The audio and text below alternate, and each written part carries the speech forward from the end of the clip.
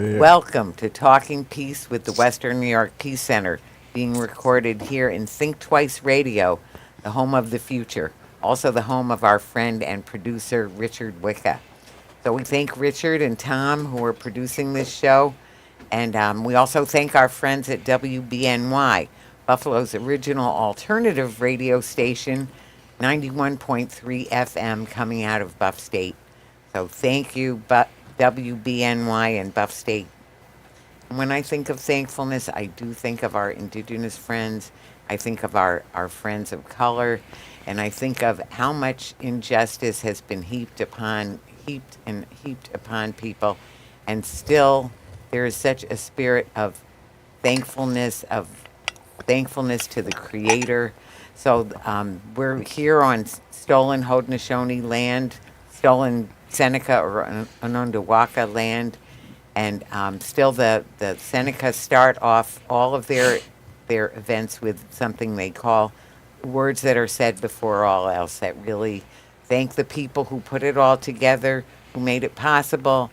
Thank Mother Earth for giving us everything that we need for a good creation and life on this planet, and thankful for the healing waters. Water is life. The waters that are so important and so beautiful and so vital to our very existence, to all the plants and animals and all the different elements in the sky world, and to the Creator and the love that animates it all.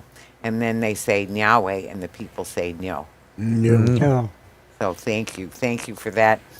And I will say our friends of color, who also have had every kind of injustice and things heaped upon them, that, and we know, that's a large part of this topic we're going to be talking about today.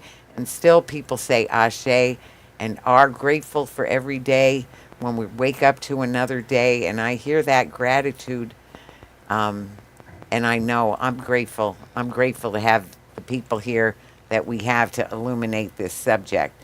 Subject being criminal injustice, or in other words, the criminal justice system, or as I like to call it, the criminal injustice system. But anyway, there's a lot of work to be had on that very diabolical and harmful system.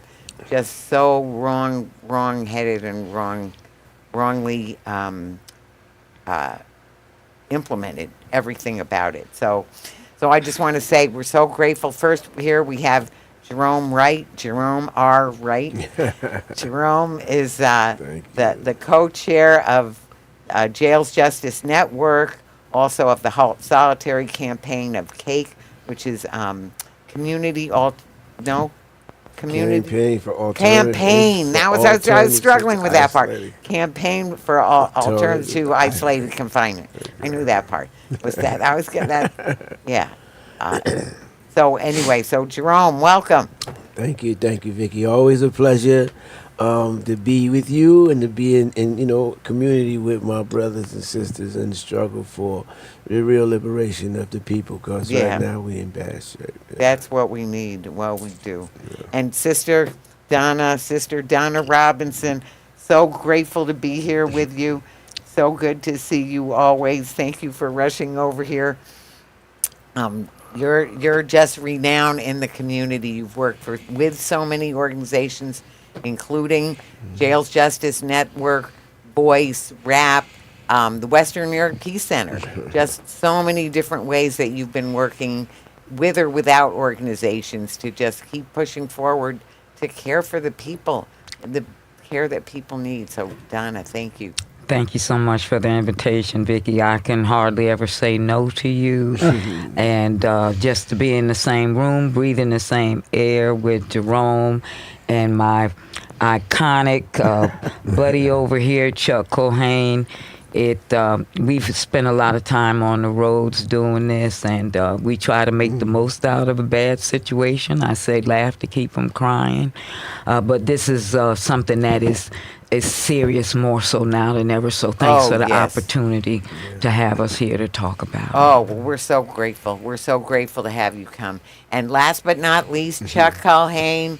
Chuck, long-standing member of the Western New York Peace Center. You've been on the board. You've been the chair of the Prisoners' Rights Task Force, or whatever we called it at the different ages and stages. It's been called differently, but always working on those justice issues and caring for the people. So thank you, Chuck, for coming. Pleasure. It's great to have you here. So, and I'll introduce myself because I want to say Vicki Ross, or I am now acting or interim executive director at the Western New York Peace Center, but I'd like to bring up Victory. It's in my email address, victoryross9@gmail.com. But because it was my teenage nickname, and it gives me the excuse to bring up what we already know, that the real victory, everybody wins. And so having a healthy response to issues in the community is what we need, and everybody will benefit. And the people, right now we have a sick system that just causes more damage to every side, and we just have a lot of work to do. So before we go too far, I want to just ask that we talk about, when we think of the criminal justice or the criminal injustice system, what are the values that you think of that we need to be bringing into this conversation? So, Jerome? The value. And I guess I hope I answer this right, because when we think of values, people think of values in different ways. Sure. And to me, I think it is the value of humanity. Mm-hmm. That until we are able to really look at each other and treat each other as the human beings we are, right, irregardless of our race, creed, religion, national origin, sexual preference, all of those things that divide us, mm-hmm, or label us as different, until we start to look at each other as the flawed human beings that we are, that need the help of each other, need the community to help us. A criminal justice system is supposed to address the needs of the people that are in the system. Yes. That never happened to any real degree, and right now we at a state of emergency where it's not happening at all. But if we thought of each other as human beings, we wouldn't treat each other the way the system treats human beings that are in the system. And so we need a real value of humanity. We need to get back to looking at each other. I mean, I think it was Malcolm X who said that the fight is never for civil rights, it's for human rights. Right. Because you can't be civil unless you can't even look for civil rights until you view me as a human, right, with equal rights to you first and foremost. Right. No, yeah. You're so right. That's so beautifully put. Thank you, Right. Jerome. Yeah, no, humanity. And Donna? Well, when I think about values, I go back to when I was a child. Mm-hmm. My grandmother raised me. They called it the Golden Rule, but basically it boils down to the 10 Commandments. Right. And it seems like 9, if not all 10, have been broken by the Department of Corruption here, mm-hmm, in the state of New York. There's, mm-hmm, no justice, right, in the criminal injustice system. Mm-hmm. I like to call it what it is. The first commandment, thou shalt not kill. We already know that they've been killing us since the inception of the carceral system. And in recent years, it's catapulted to astronomical numbers, so much so that they don't even have an exact count. And I think it's egregious what we go through, especially when our loved ones are incarcerated. I know me personally, I can't sleep, I can't function unless I know how my loved ones are doing inside.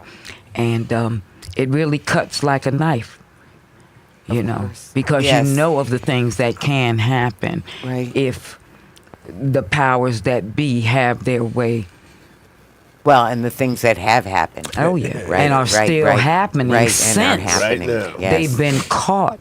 It's like, oh, well, yeah, that was only one time we got caught. But it's happened so many more times since then, and it's not going to stop happening until we, the people who have the voice to speak for the voiceless, say no more. Right. You know, we're not going to take this anymore. Right. Right. Thank you. Thank you so much, Donna. And Chuck, what do you think of for values about this topic of the criminal justice system? At the individual and collective levels, I would think that persistence, perseverance Mm-hmm. is essential to even just having a chance to make changes for the better. As we sit here, a man on Mississippi's death row named Chuck is either dead or will be dead Yeah. in minutes.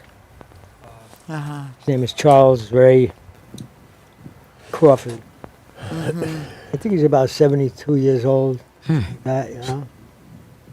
And, I was on a Zoom call before he picked me up. And, we're doing some good work out there and hanging in there, keeping Right. the fight alive. Mm-hmm. My own ability to impact changes is more in the past than, I'm sorry to say, in the future. I would like to run the marathon again, you know, but it's not going to happen this year Right. Right. or this life. But I adhere to the philosophy of Jerome. I said it often, other people in the struggle, that the system is not broken. Yeah. It's working Right. the way it was designed Right. to work. Right. Against us. Yeah, that's a broken system. I would tell when I had the great opportunity to teach up at UB campus, Mm-hmm. American Studies Department, Mm-hmm.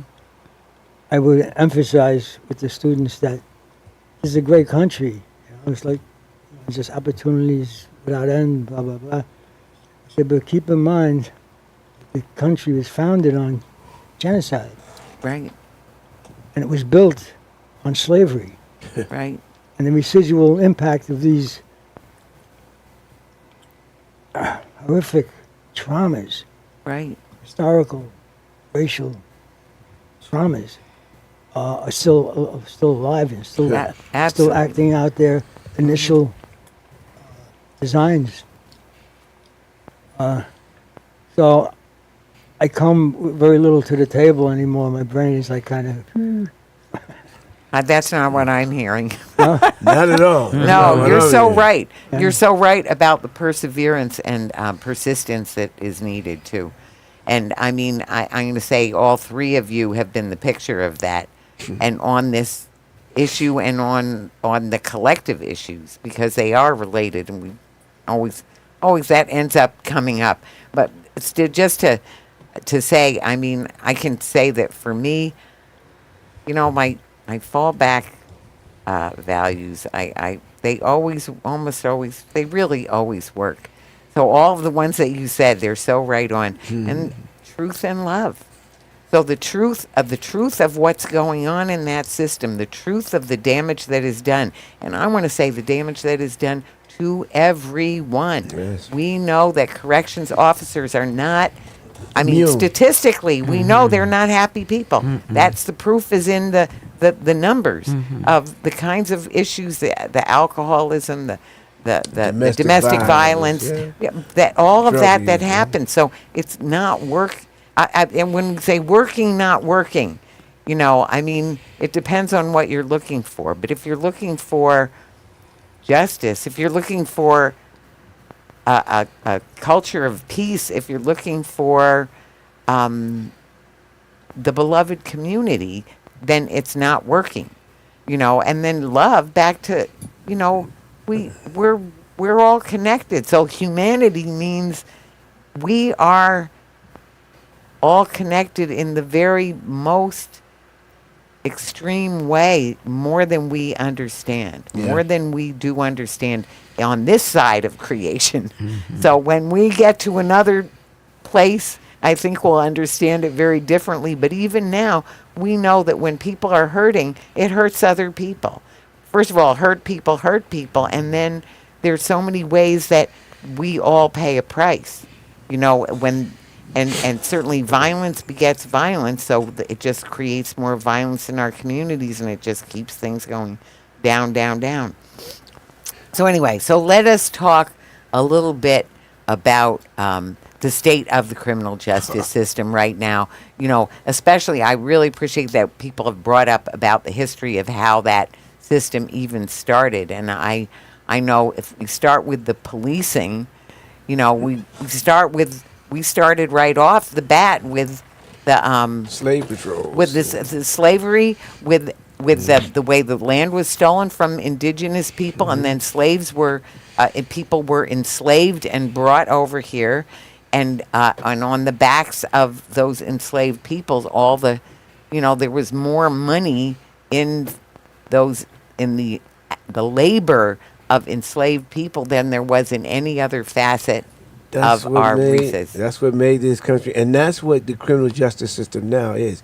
It's a business. It is a corporation. It is an LLC, whatever you want to term it. It is about jobs and an economy. It's about generations of people being able to live a decent life, put their kids through school and college, and go and live the American dream on the backs of the same people that they did that to during slavery and during the genocide that this country was founded on.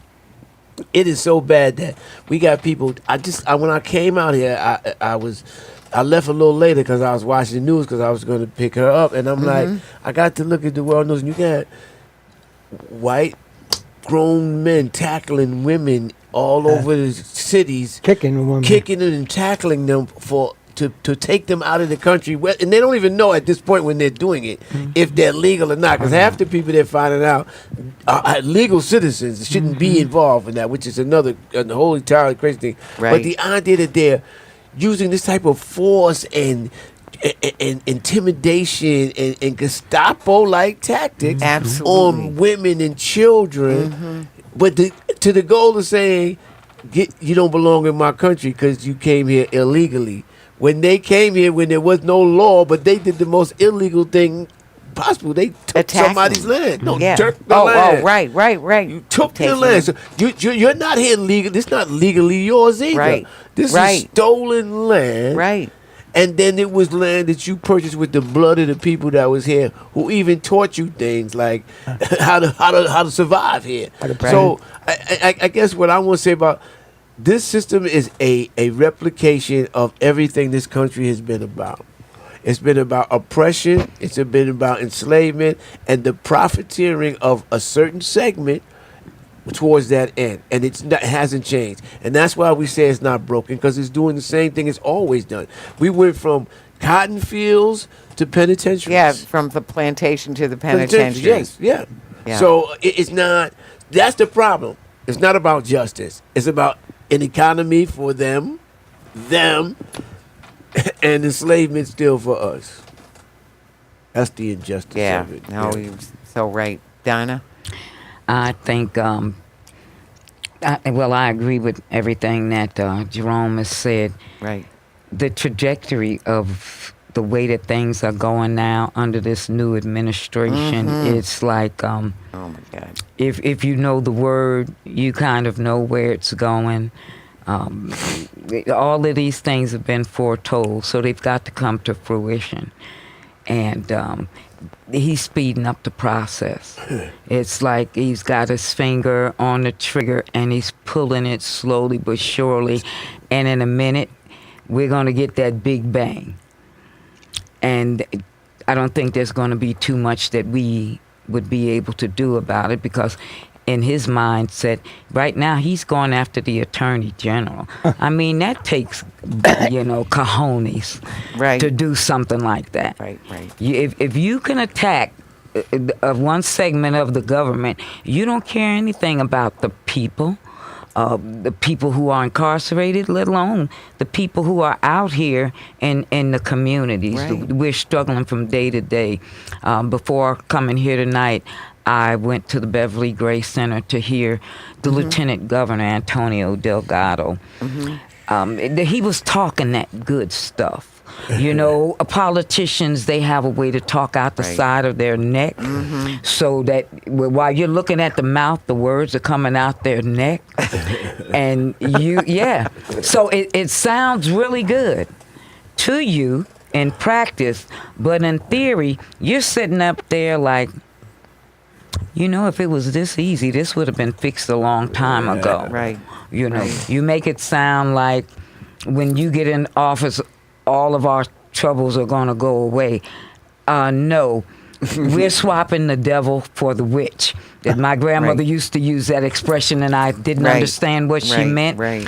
But you're swapping one evil being for another evil being. I don't see. We need peopleticians, people who are invested in the Peopleticians. community, not in that slick talk to get benefactors to finance their pocketbooks and what have you.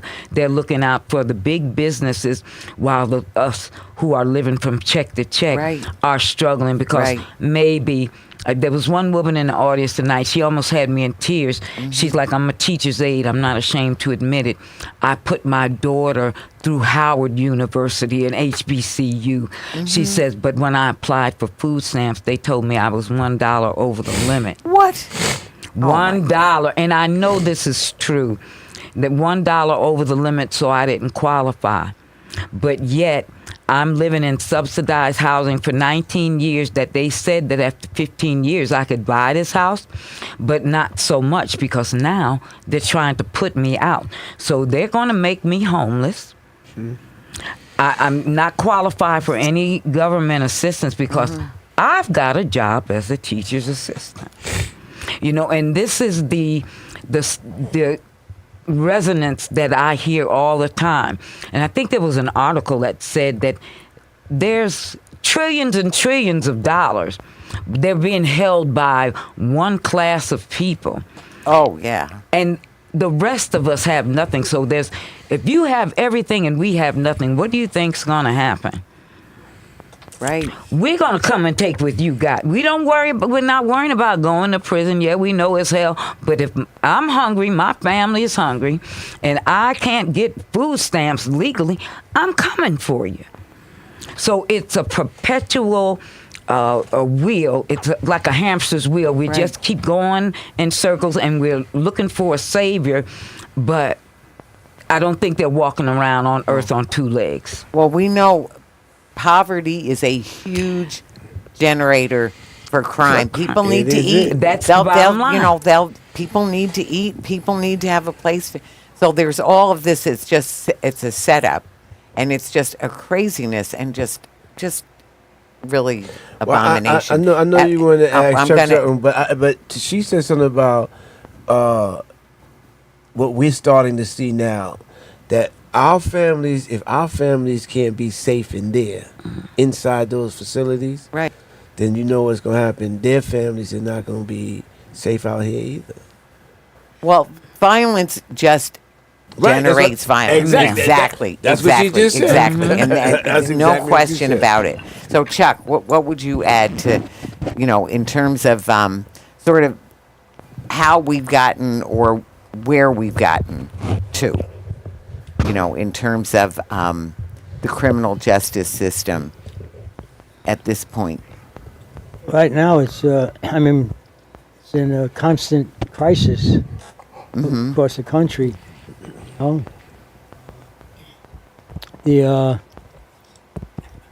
Just a few years ago, it would be unheard of, or mostly unheard of by mainstream folks, that they could lose their citizenship because they didn't check off a box on their food stamp application or something. It's definitely a scary time for people and for this country. I mean, he's just like on the way over. I saw before computer, Trump ordered a hit on another Venezuelan boat. Right.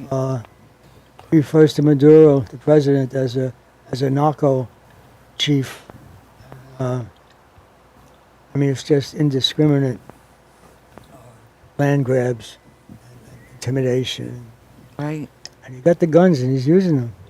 So, then if they, So yeah. it seems to me like, you know, even more than usual. So we're talking about the criminal justice system, but we really end up talking about the whole ball of wax here, right? Because just as I'm hearing it, and as we sort of know, the more the rule of law, which first of all was not equally or fairly administered, To begin with. you know, Mhm. and now it's deteriorating even more to the point where we have, you know, masked people, masked, identified people, kidnapping people on the basis of language, appearance, color, yeah. skin color, absolutely skin color. We know that's Even been like a employment, top. employment. Oh, If any they of hit it, any places any that- of it, yeah, yeah. any of it, so that there's such a level of lawlessness in the so-called state apparatus. You know, the way the state, the larger state, meaning the country, is being run, and certainly in New York State as well. So let's get so that all of that is true, and I think we have so much cause for concern. But let's sort of telescope it back down a little minute to talk about the halt solitary and our situation in New York State in terms of the criminal justice system. And I want to say we've seen, and I think we need to talk about, you know, the killings that have gone on, the clear indications that it's been very routine, Sure. and how solitary fits into that, and how the strike. So, you know, we did a talking piece show on the what did we call it? Subterfuge. The subterfuge. That's the word I was trying to right, remember. right. The subterfuge. And the subterfuge of the worked. criminal justice. It worked. I have to give of credit the where strike. it's due. I have to give credit where it's due. They turned that entire incident of the lynching and racist murder of 2 black men into a halt solitary problem. Right. And they garnered the media to jump on that, and instead of jumping on why are we beating black people to death, Yeah. to or death. whether it was on video or not, because you had one on video, and then right across the street, not even 2 months later, you have somebody beating them again. And let me tell you about that. That wasn't on video, but they got audio of the officers plotting to set up the fact that a weapon they caught early in the day in the jail, they were going to plant on this guy to say that's why they did that. They're in the sergeant and the officers are there plotting how to subterfuge again, write this up so that the Right. guy is at fault. We were justified in killing them. So if we don't have that video, that would go down as a justifiable murder. Like all of them, you know, one gleaming hope that I do have. I spent 30 years in prison. I spent 13 years on parole, and I've been 4 years now without any supervision, right? In all that time, I have never seen officers charged, arrested, convicted, sentenced, and punished to the murder of any human being, any incarcerated person, until Robert Brooks. Now, it's a shame that that's the case, but that does tell me that there is some hope that now things can be changed, because it would have never happened before. I watched Butch Harvey and a bunch of men get killed over the years, and not a single person get arrested, convicted, tried, or sentenced. Nothing. Nothing. Maybe administrative, 30 days, no pay, you can't go there, or transfer to another facility, but never anybody did any time. Matter of fact, nobody's been convicted. I was involved in an assault where the officers was arrested, tried, but they were convicted of nothing. And basically, you know, Right. like felony or like a parking ticket. This is the first time. So it is changing. What the problem is with HALT that everybody's missing is just like with ICE. They start with people, they started with Right. the gang members. Remember they said, nobody want gang members, macheteros and M57s or whatever. Everybody, everybody was against that. And when they did that to them, everybody was like, well, you know, at least they're gang. And then we found out in there that all of them weren't gangbangers and all of them was, but it allowed them, they picked the lowest of the group, the most Right. vulnerable. Right. And then they did that. Now it's the next group. And it'll be you next. Whoever's listening, you'll be you next it'll if be you don't us. stop. Right. It'll be us. And that's how it is. This is a prison and the criminal justice is a microcosm of what's going on in the federal government. That the president is running the government like Daniel Monticello is running the Department of Corrections, Community Service, Community Supervision. They do what they want. They don't answer to no laws. They break the laws. They want to enforce them on you. And this is what we have now. That's why HALT has not been implemented. 2021 passed. Right. Supermajority. Right. Supermajority in both houses. Mm-hmm. And it's almost 5 years later, and it has not been fully implemented. And it's the law. Not only that, we've had 3 court orders. Court orders, not opinions. Court orders saying cease and desist what you're doing, implement it. And they have Not done. done it. Now we have the UN rapporteur on torture filing a UN complaint.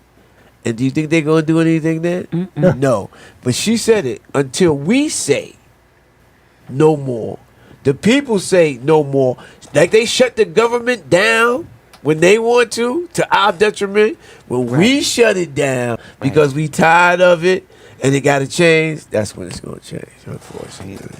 Right. Unfortunately. Oh, it has to. It has But to. we got to do it. It's not Right. it's that they're not going to do it. And HALT should be a clear example to everybody that you got a duly constituted law that took 12 years to get passed, that was passed, and now has not been implemented because they feel it's inconvenient or they don't like it. An administrative agency. What's to say that any other law that they cannot do to say? What's to say to raise the age? All the things that we fought all these years for. Right. Look at it.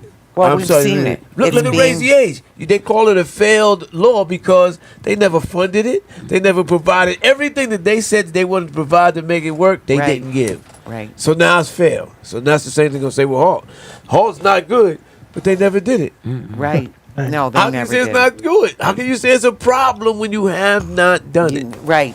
Right. No, it's just an excuse because they want to go back.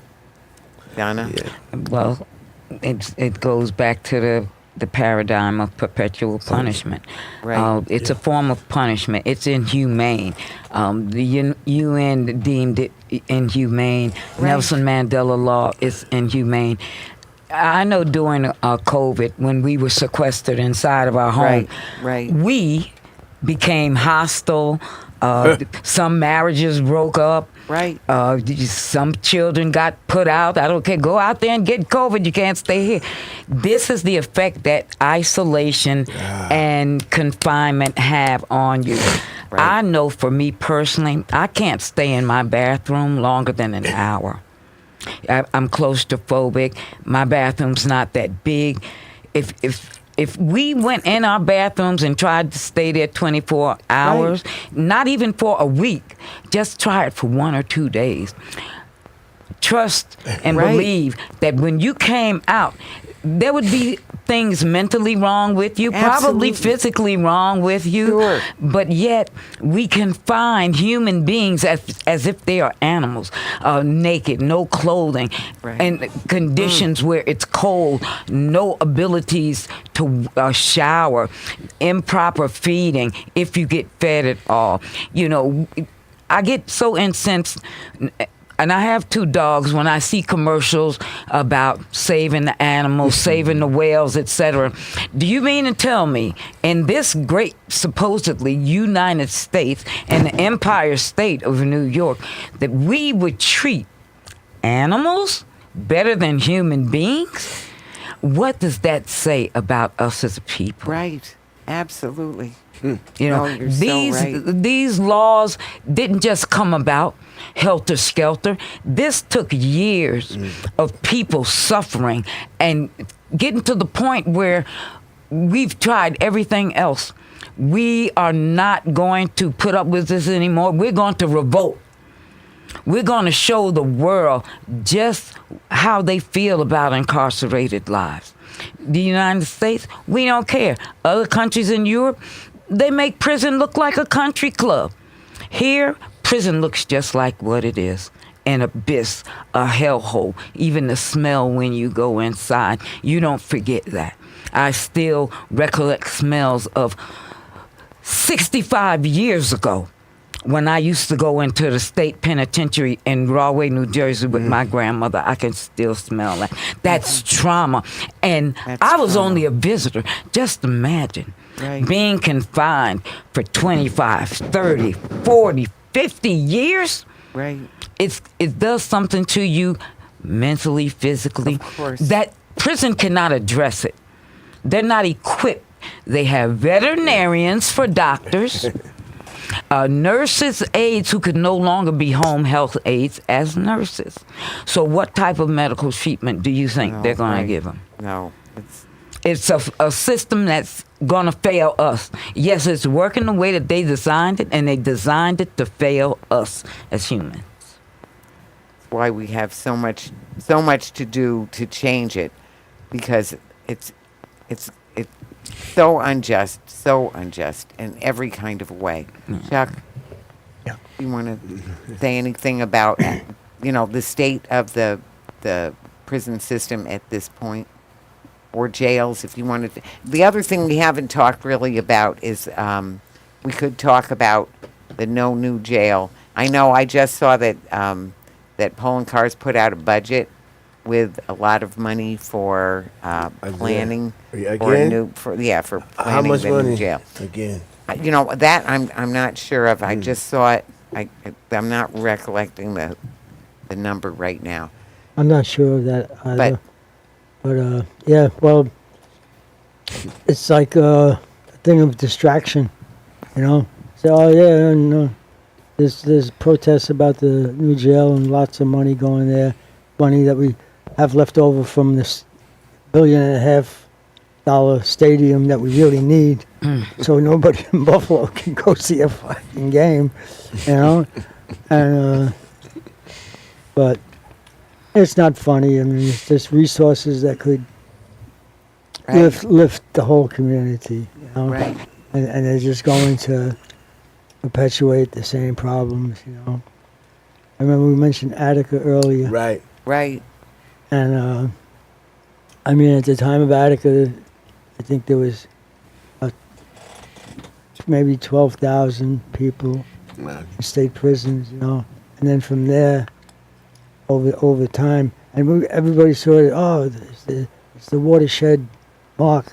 The public is finally getting to see what the prisons are doing to people, and and what did they do? They brought in some great window dressing. Yep. Took down the screens in visiting rooms. Brought in some educational stuff, which the guards heartily resented. We have to pay for our education. Get out of here. Yeah, you get a bunch of money to pay for that education. Right. And but it's one lawyer used to come and visit, Liz Fisher, one of the Attica brothers. Yeah. Remember Liz? Yeah, I remember And that. she went out to New Mexico, and she said, the system is insidious. It's like with the Hydra. Chop off that snake's head, and boom, there's another one or two. Right. Right. It's prepared for struggle and to buy off people, to keep their interests ahead of people's interests. But in 1968, September 13th, I got shot in the back of the head while being transported from Auburn to Westchester for a hearing. Yeah. And subsequently charged with another man with felony murder attempted escape, and which was actually a misdemeanor. We were tried under the felony murder law.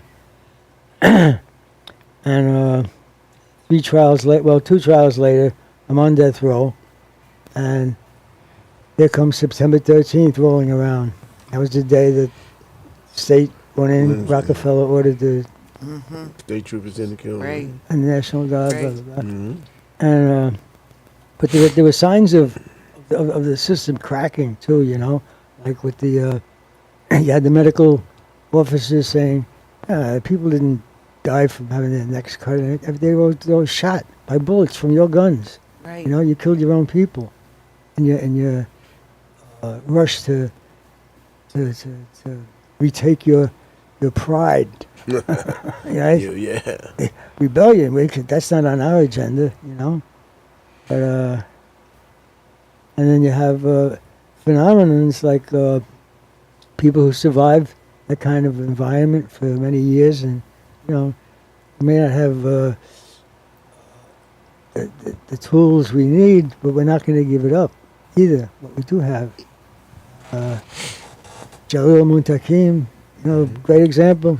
Yes, I said, Jalil, man, Right. what kind of keeps you going? I said, just anger.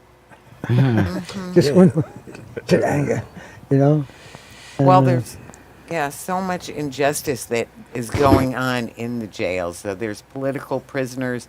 There's people in there, you know, they might have done this much and they get charged with this much, or, you know, just the whole, And you know, there's a lot of people in there that didn't do anything. right. And There's a lots of lot of people who people have who not done done anything. We anything. look at all the That's not. Yeah. and- No, I know and you know, but I want people exonerated. to know. Yeah. People exonerated All the time. all the time.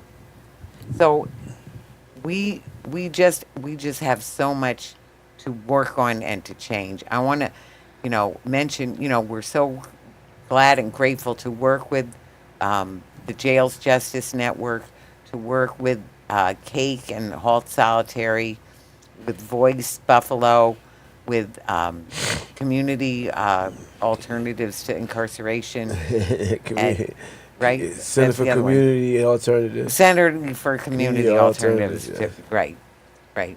So, I mean, there's, and I'm Open Buffalo, Yeah. you know, is another one. You know, so there are so many groups that are trying to illuminate. And Franchelle Parker is actually going to be at our annual dinner when we have the annual dinner on November 10th. And I want to encourage people to come.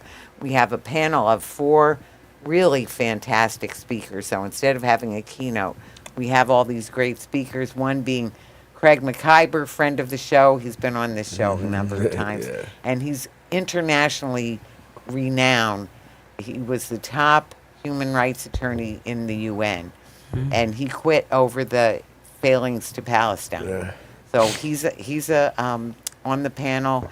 Franchelle Parker, who is the founding director at Open Buffalo, and just a wonderful shero, you know, Shira, I guess I should say, and Shyam Sriram, he's a professor over at Canisius, and he is you know, about immigration justice and refugee resettlement. So, and political science. So he's a wonderful speaker and just a wonderful man. Very, very, very good man. And last but not least, Shannon Seneca will talk about the indigenous rights, talk about the craziness of the doctrine of discovery, or certainly about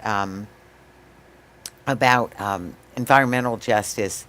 And she's a scientist and indigenous woman, just a wonderful, very knowledgeable person. So all of those people will be speakers, and they'll all be talking about how the different aspects of our society are being affected by this onslaught against whatever the semblance of democracy that we have. The semblance, yes. The 'cause semblance that was- that we have. So it's yeah. Yeah. So maybe if we want to go around on that, the semblance of democracy that we have. No, I Or- do want to, before I say that, I definitely wanted to give some homage and some love to Chuck, man. Oh yeah. You know, Yes. Chuck, I just remind me that he's an octogenarian now. Right. But Chuck is really an inspiration and shows what what power when we put our mind to it. It's about perseverance and persistence. Yes. Which was advice that I got from Karima after we had picketed at the jail for a few times. Yeah. She said, if we come down every time somebody's killed here, the paper will write it up and say, yeah, another death. We don't come down and we don't persist and keep it in the public's face. Nothing's going to happen. That inspired me to say, you're right. We got to keep coming. No, you've been very persistent. Yeah, but what inspired me even before that, you were out here. You've always been a champion with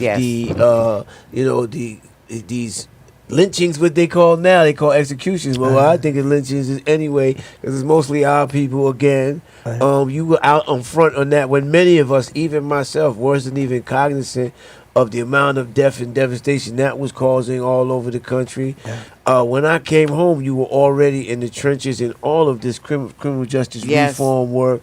And as somebody who really didn't have to, you weren't either the color nor the class that could, it is always a pleasure to honor people who sacrifice their own for everybody else when they didn't have to. It's easy to sacrifice when we in the same boat and we gotta fight. But when I could really go in another direction and do my own thing and be all right or sell out or whatever else they do, you never did that from the moment you came out until right now. And that's to be applauded, acknowledged, and given honor to. Yeah. I want to say that. I need to mention that Chuck got the Phoenix Award from us. What year? A couple years ago. Years, Yeah. So, and then you're another one who should be getting an award.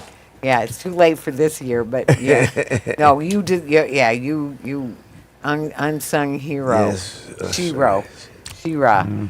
This Shira. one right here, But Chuck is an icon. Chuck Yes. is. No, and I've seen him even when you were on probation. You were still picketing the parole. probation. Didn't matter. He didn't care. Parole. Yeah. That's what I mean. Well, he'd have been on probation and parole. But Yeah, still it's didn't any of matter. it. Any of it. I've been on parole for 30 years, right? 30, yeah. Somebody said, how come? Why so? I said, they like me. Right. They like No, me. you just have such a great attitude, Chuck. You Yes, really and do. you are an really do. icon, like she said, and I Yes, want people who he is. don't know you and may never get the chance to really know you to know, man, that in our community, man, you are an icon, you are a national treasure, man, that Yes, we really you are. respect. God. Respect your gangster, man, after That's all these right. years, man. He's the real original OG. He's the OG, Yeah. the real OG. Real OG. Yes, you now are. that's it for octogenarian. Yeah. But thank you, Chuck, man, for always being, man, on the front Always line, there. man. Yeah. Elmira, Absolutely. Albany, wherever. Everywhere. He is Absolutely. everywhere. Wherever. Yeah. Albany. Yeah, that's one of the good things about this country. But otherwise, you said the state of we're in a state of crisis. We keep saying crisis. I'm saying it's a state of emergency. You talked about Attica. Everything that those brothers rebelled against, rebelled for, is happening right now again. Right. We did not learn from history. Everything that those brothers made a list of demands, and it was about their families being able to visit them Right. unencumbered, about their mail not being censored and destroyed, about their having to have packages of food stuff to supplement the meager meals they gave you in there, Right. about all of the things that they're taking. Right. They're just taking away. Be able to get books and materials. You got to be a millionaire or have the money left over for the heist you got arrested for these days to survive in there with what they charge for everything. And now you got these tablets that they tell you free, but anything you want worthwhile, you got to pay for that's on there. And so that's more. They're still bleeding a population of people and communities that doesn't- don't have it. Right, Yeah. right. And I always have we have the worst and an ever increasingly worse income and asset distribution in the country. Oh. So to your point of before, Donna, that when one person has as much as more than half of the rest of the country, more than half of the population of our country has an equal amount to one person who is not, I'll not name him, but it is a 4-letter word, his name. He's another one who shall not be named, but you Elon Musk. has as much as, I think it was 52% of the people, in the lower 52% of income and asset Yeah. that people have is how much he has, of the how many trillions or Wow. whatever he has. So it's just heinous. But what can we do? Let's move on to what can we do to try to make these changes, and let's focus back to, even though all of our issues are connected, on especially about the criminal justice system. Can I tell you about what's going to happen on October 20th? Yes, please do. So on Monday, October 20th, Right. from 12 to 3 and from 5 to 9, Right. we will have at Elam Christian Fellowship Church on 70 Chalmers Street over Right. there in Central Park. Yep. There will be the Journey to Justice bus. It is a bus that will it's an interactive, it's like a museum about solitary confinement, how it started, what's wrong with it, why we need to abolish it, why halt needs to be done. And there's a replica solitary cell for people to go into. For months, we've been inundated with news from the other side about how all of that is hyperbole. Here's opportunity for people now. Come out and Right. see for yourself. Right. And then there'll be tables there where people are different groups and organizations who want you to help out with what they're doing that may catch your fancy, you might be interested in, or you may want to learn about. You got opportunity now. Because there are a lot of people sitting home saying, man, I want to do something, I don't know what to do. Come out on the 20th. Come Right. to Elam.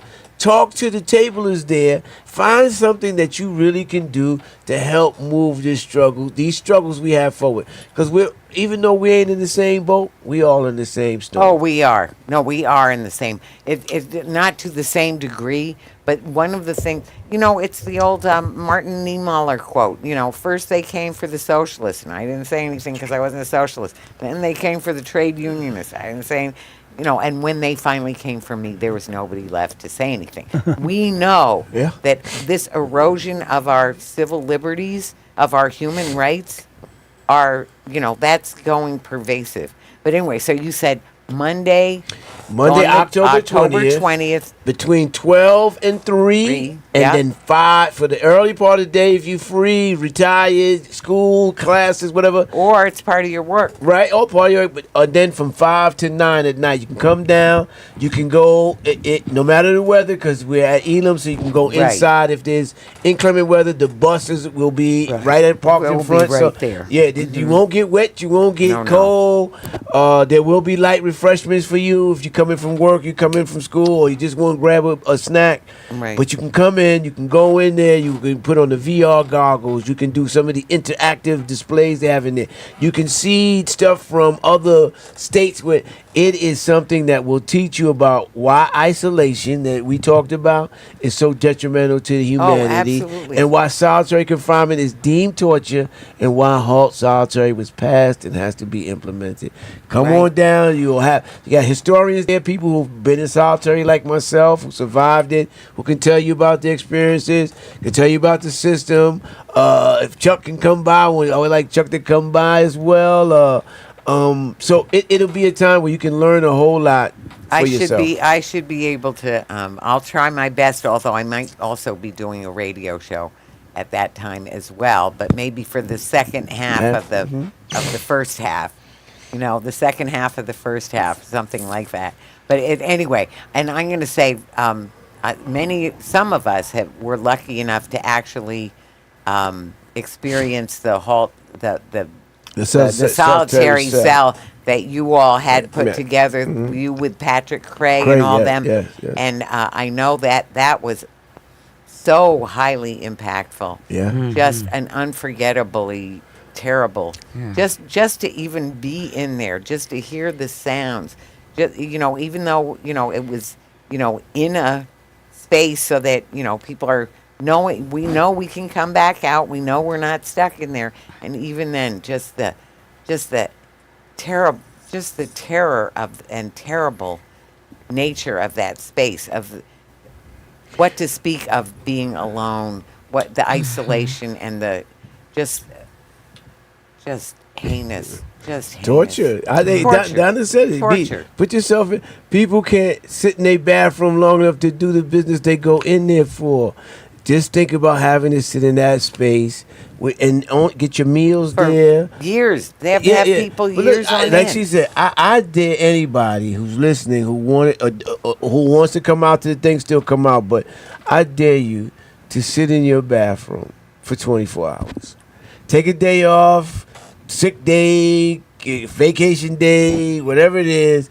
You think it's gonna be a vacation because people think solitary confinement is like Nirvana. Oh, no. No. When you come to this event, you're gonna hear the soundtrack Right. of Well, an that's what, actual unit of where solitary confinement is going on, and you'll find out the last thing you do get is solitude. It's the last thing you right. get. Yeah, it's kind of like an oxymoron. What you were saying about what needs to be done, it's basically about education. And this tour bus has come across the United States. It stopped Right. at different cities. So we need to be educated.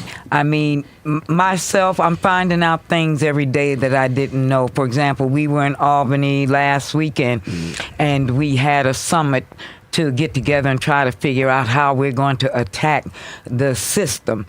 I found out that there are deaf people in prison and blind people. So now I'm trying to figure out what in the world could you do as a sightless person or as a blind person to get incarcerated, which just took me back to, they just wanted to lock somebody up that day and you were the prime candidate.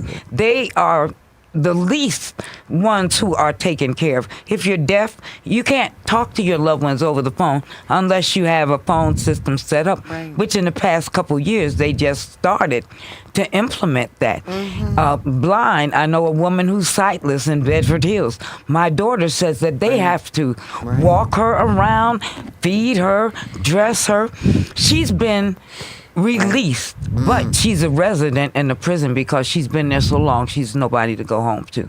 When you think about what really goes on, that's the only way you're gonna attack it and make it better. You got to be educated, Yes. and yes. it's a hard lesson to learn. I know No, for me. We're going to do that, but this is part of it. So that's why I'm so Definitely. grateful. We're running out of time now, so Chuck, I'm going to give you one more.